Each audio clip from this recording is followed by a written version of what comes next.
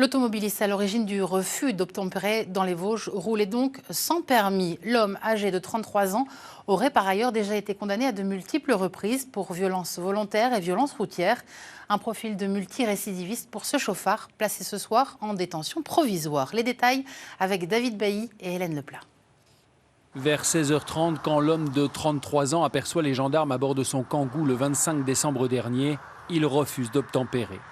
Il faut dire que son permis a été annulé depuis 1 an, qu'il est en sursis probatoire et qu'il risque la prison ferme. Il explique alors aux enquêteurs qu'il veut neutraliser les gendarmes en les percutant, sans vouloir toutefois les tuer. Il a affirmé qu'il avait voulu faire peur aux militaires de la gendarmerie qui le poursuivaient à moto, et il a reconnu avoir volontairement percuté les véhicules pour les rendre hors d'usage. Il a expliqué son comportement par le fait qu'il conduisait malgré l'annulation de son permis de conduire et qu'il craignait de se retrouver en détention s'il était interpellé.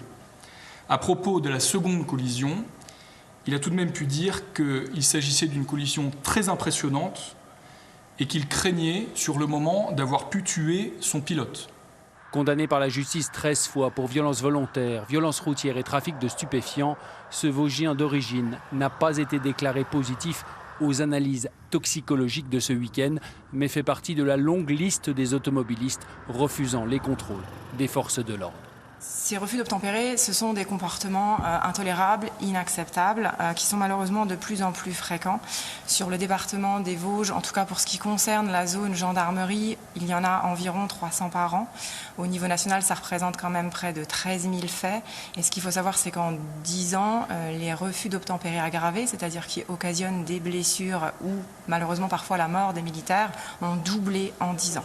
Pour ces 2 tentatives de meurtre sur personne dépositaire de l'autorité publique, le chauffard risque la réclusion criminelle à perpétuité.